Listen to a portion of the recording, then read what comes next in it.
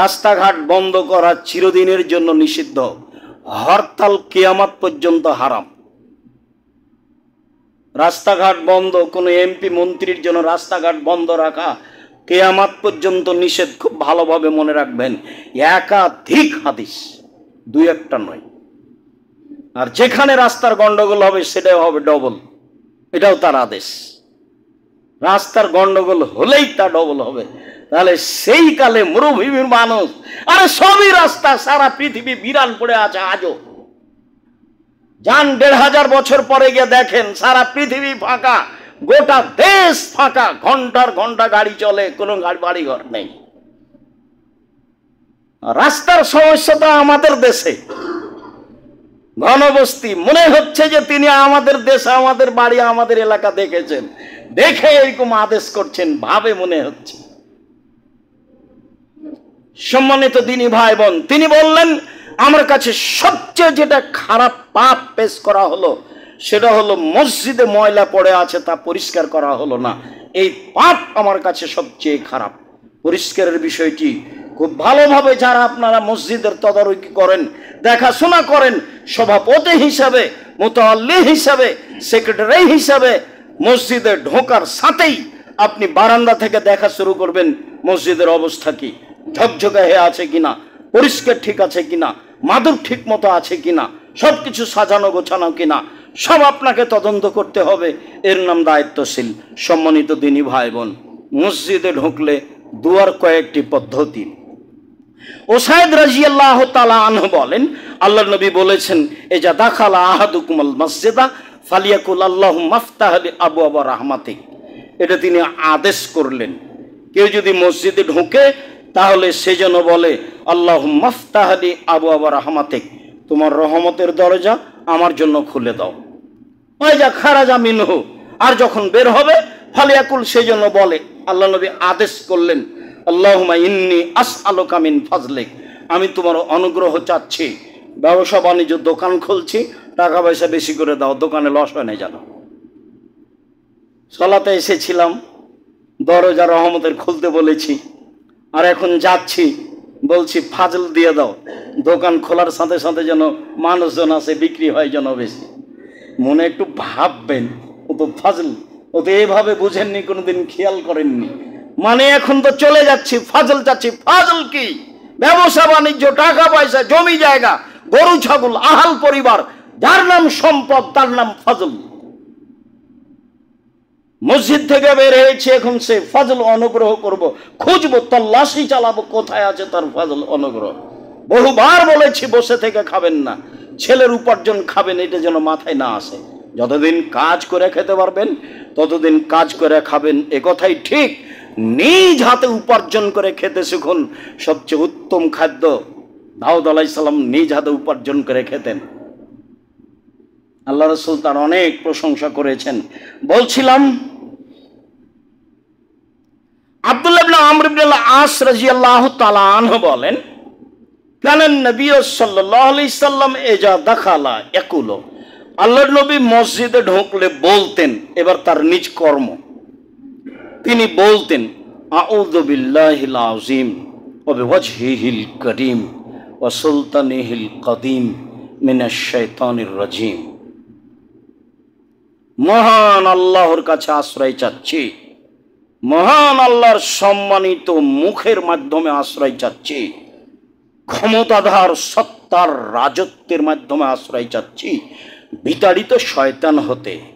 এইটুকু বললেই শয়তান তখন বলে, ফাকাত বারিয়া মিন্নি সায়রাল ইয়াউমে, ও বেঁচে গেছে আমার থেকে সারা দিনের জন্য, ও বেঁচে গেছে আমার থেকে সারা দিনের জন্য, সারা দিন আমি তার ক্ষতি করতে পারবো না। আল্লাহর নবী ঢুকলে এই কথা বলতেন। আগেরটা হলো আদেশ, আল্লাহ রাসূল আদেশ করেন, এবার তিনি নিজে বলছেন, আউযু বিল্লাহিল আযীম ওয়া বিওয়াজহিহিল কারীম ওয়া সুলতানিহিল কাদীম মিনাশ শাইতানির রাজীম। দুয়ার বইটা পড়বেন, দিন রাত বলছি, যাওয়ার সময় বইগুলো নিয়ে যাবেন। আপনি আসল সদস্য, আপনি জামিয়া সালাফের 1 নম্বর সদস্য। আপনার সাথে আমার কত আন্তরিকতা তা আপনাকে আমি বুঝাতে পারি না। মানুষের কোটি কোটি টাকা টাকার যত দাম আছে, আপনার 10 টাকার আমার কাছে তার চেয়ে অনেক বেশি দাম আছে। দেশের সবচেয়ে বৃহৎ প্রতিষ্ঠান চলে আপনার 10 টাকার মাধ্যমে। অবাক হতে হয়, যার কারণে মাঝে মধ্যে শুকরিয়া আদায় করে সিজদা করি। মাসে 40 লাখ টাকা লাগে জামিয়া সালাফে বেতন। যখন তখন আরবি মেহমান অবস্থান করেন।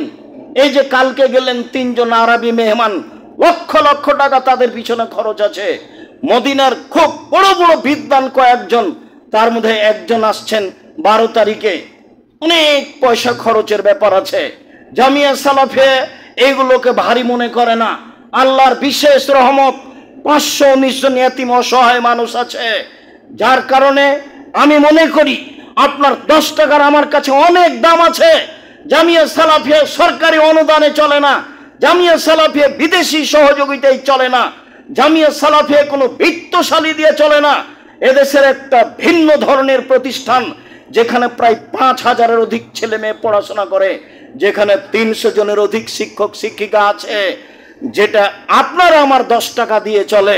সম্মানিত দিনী ভাই বোন, যার কারণে আপনি আসবেন 200 টাকা, 500 টাকা, 100 টাকা, 2000 টাকা হাতে করে, যাওয়ার সময় একটা ইতিসাম পত্রিকা নিবেন, একটা দুয়ার বই নিবেন, একটা কিছু বই নিয়ে আর একজনকে দিবেন। আপনার 2 টাকাই আমার কাছে 2 কোটি টাকার স্থানে আছে। আপনাকে আমি বুঝাতে অক্ষম, হয়তোবা যার কারণে আপনি না বুঝেই চলে যান, এমনটা হতে পারে, যেটা আমি চাইনি। ফাতেমা রাদিয়াল্লাহু তাআলা আনহা বলেন, দাখালান নবী সাল্লাল্লাহু আলাইহি সাল্লাম ওয়া সাল্লাল্লাহু নবী সাল্লামা, আল্লাহর নবী মসজিদে ঢুকে দুরূদ পড়তেন। এই কথা ফাতেমা রাদিয়াল্লাহু তাআলা আনহা বলেন। তারপরে তিনি বলতেন, রব্বিক ফিরলি জুনুবি, হে আমার প্রতিপালক আমাকে ক্ষমা করো, ওয়াফতাহলি আবওয়াবা রাহমাতিক, তোমার রহমতের দরজা আমার জন্য খুলে দাও। বের হওয়ার সময় তিনি এটাই বলতেন।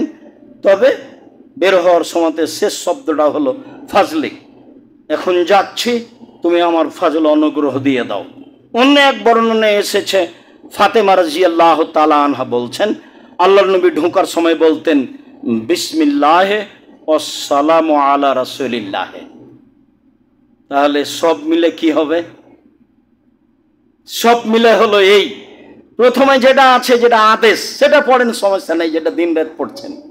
এরপরে যদি আপনি পড়তে চান তাহলে এভাবে, বিসমিল্লাহে ওয়াসসালামু আলা রাসূলিল্লাহে, আউযু বিল্লাহিল আযীম ওয়া বিওয়াজহিহিল কারীম ওয়া সুলতানিহিল কাদিম মিনাশ শাইতানির রাজীম, রব্বিক ফিরলি জুনুবি ওয়াফতাহলি আবওয়াবা রাহমাতিক।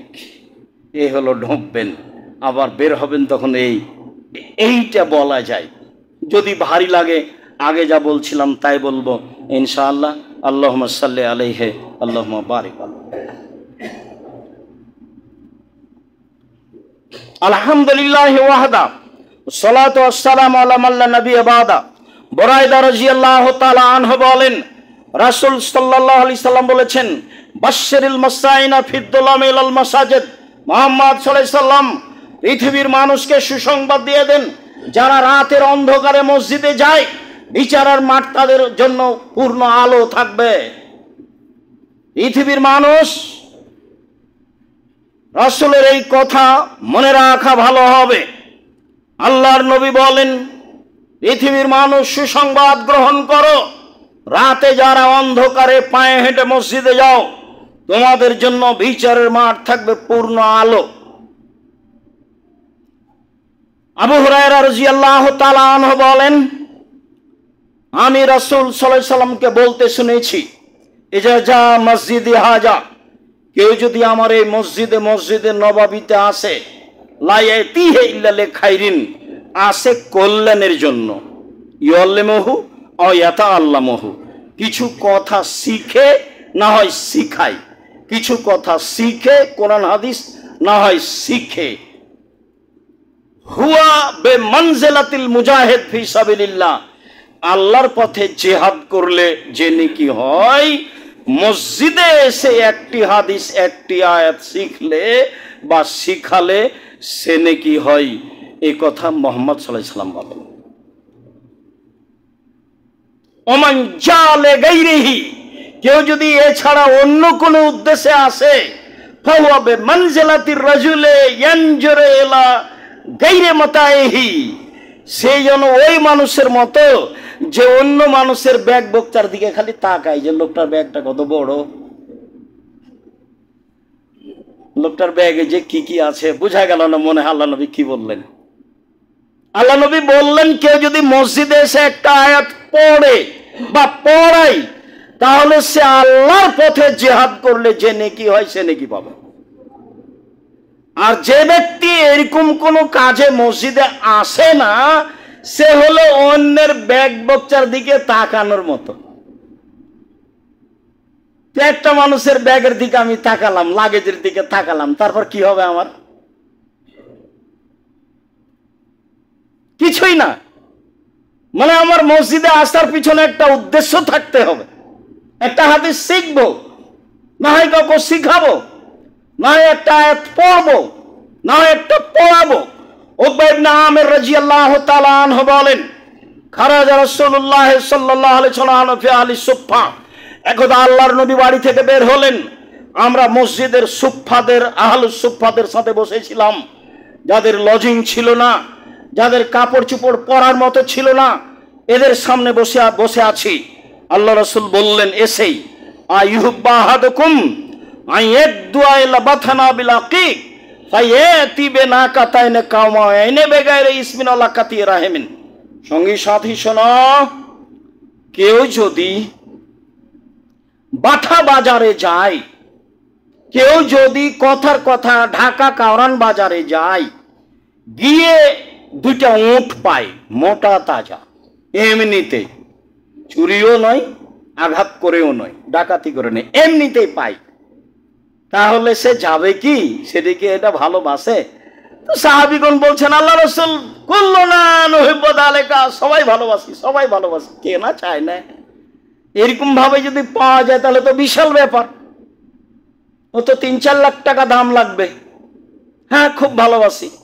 তখন আল্লাহ রাসূল বলছেন, আফালা ইয়াদু আহাদুকুম ইলাল মসজিদ, তোমাদের কেউ মসজিদে যেতে পারে না? ফায়াকরা আয়াতাইনে, মসজিদে গিয়ে দুটো আয়াত পড়বে, খায়রান মিন নাকাতাইনে, দুইটি আয়াত দুইটা দামি লাল উটের চেয়ে বেশি, 3 আয়াত 3টা লাল দামি উটের চেয়ে বেশি, 4 আয়াত 4টা লাল দামি উটের চেয়ে বেশি, যত আয়াত পড়বে তত উটের চেয়ে বেশি। হাদিস বুখারী মুসলিম। কি বিচার করবেন? মসজিদে গিয়ে সালামের পরে দুইটা হলো আয়াত পড়ার চেষ্টা করবেন। যদি কোরআন মাজিদ না থাকে 2 রাকাত পড়ে বসে বসে ইখলাস ফালাক নাস পড়বেন। সালামের পরে বসে থাকবেন, দুটা আয়াত কোরআন মাজিদ পড়বেন। আমাদের দেশের লোক কোরআন কম পড়ে, হজ করতে গেলে পড়ে, শুধু খালি ওর ঠগার পাতা, ও খালি হুজুর খালি ঠগিয়ে দিয়েছে ওকে, এখানে কোরআন মাজিদ পড়ে না। তো কাবা ঘরে গিয়ে হজ করতে গিয়ে কোরআন মাজিদ পড়ে, তো কোরআন মাজিদ পড়লে অক্ষর প্রতি 10 নেকি হবে, কাবা ঘরে হেলান দিয়েও পড়লে হবে, জঙ্গলে পড়লে হবে, 10-10ই থাকবে।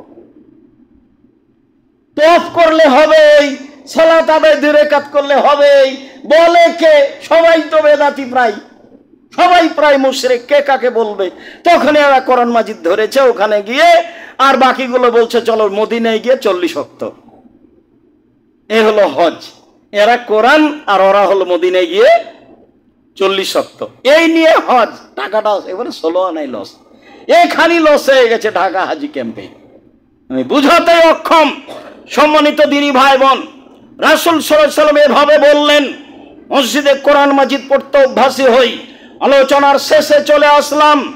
আবু হুরায়রা রাদিয়াল্লাহু তাআলা আনহু বলেন, রাসূল সাল্লাল্লাহু আলাইহি সাল্লাম বলেছেন, মান নাফাসাল মুমিনিন কুরবাতান মিন কুরাবিদ দুনিয়া নাফাসাল্লাহু আনহু কুরবাতান মিন কুরাবি ইয়াউমিল কিয়ামা।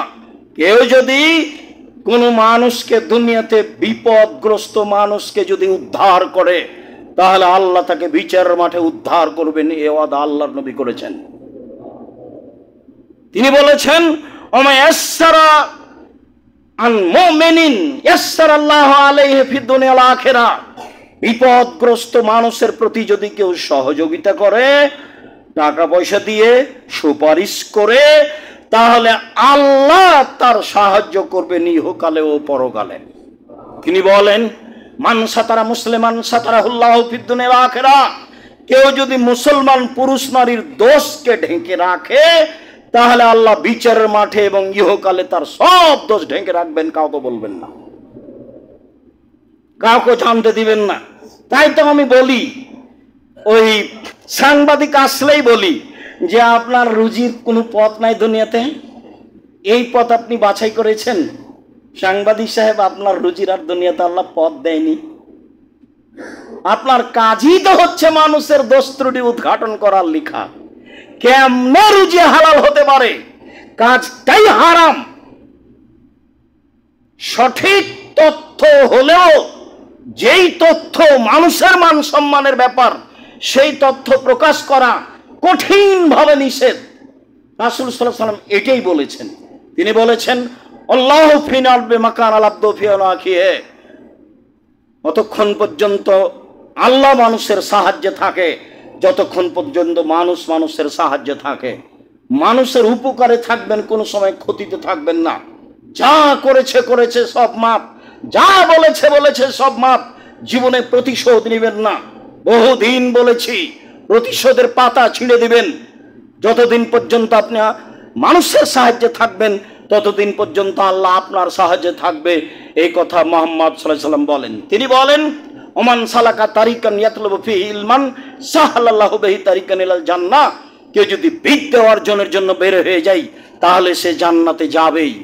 তিনি বলেন, ওমাস্তামা কওমুন ফি বাইতিন মিন বুয়ুতিল্লাহ ইয়াতলুনা কিতাবাল্লাহ ইয়াতাদারাসুনাহু বাইনাহুম ইল্লা নাযারাত আলাইহিমুস সাকিনা, কেউ যদি মসজিদে বসে বসে কোরআন তেলাওয়াত করে, মসজিদে বসে বসে তাফসির নিয়ে আলোচনা করে, কোরআন তেলাওয়াত করে, ফাজাইলে আমল নয়, বুখারীর দাস হতে হবে, সঠিক কোরআনের তাফসির হতে হবে। মিথ্যা কথা জাতির সামনে পেশ করবেন, জবাব দিতে হবে। পৃথিবীর মানুষ শুনে রেখো, কেউ যদি আমার একটা কথা জানে, সে যেন অন্যকে বলে। পৃথিবীর মানুষ শুনে রেখো, বনি ইসরায়েলের কাহিনী বলো, কোনো দোষ নেই। পৃথিবীর মানুষ শোনো, কেউ যদি কোনো কথা আমার নামে বলে, সেই কথা যদি আমার না হয়, তাহলে তার থাকার জায়গায় জাহান্নাম। জুব্বা যত বড় হোক, আল খাল্লা যত বড় হোক, পাগড়ি যত বড় হোক, হুজুর যেটা বলেছেন সেই মুখের কথা যদি রাসূলের না হয়, তাহলে তাকে জাহান্নাম যেতে হবে। এটাই চূড়ান্ত হাদিস, বুখারী মুসলিম। সম্মানিত দিনী ভাই বোন, মসজিদে বসে কোরআন তেলাওয়াত হবে, আলোচনা হবে, বুখারীর দার্স হবে, তাহলে এই জায়গাটুকুকে ফেরেশতা ঘিরে নেবেন। আল্লাহ এইটুকু দয়া রহমত দিয়ে ঘিরে নেবেন। আর যারা পড়বে তাদের ব্যাপারে গৌরব করবেন, জিবরাইল মিকাইল সবার সাথে। দেখো, এদেরকে সৃষ্টি করতে নিষেধ করেছিলে, দেখো না কেমন তারা দার্স্তাদৃশের কাজ করে, আমার চর্চা করে, আমাকে চিনা জানার হিসাব করে। এদের তুমি নিষেধ করেছিলে সৃষ্টি করতে। এরপরে বলছেন শেষ বাক্য, মান বাত্তাবিহি আমালুহু লাম ইসরাবিহি নাসাবুহু, যদি কারো কর্ম কাউকে পিছে হটিয়ে দেয়, তার বংশ মর্যাদা তাকে আগে বাড়াতে পারবে না।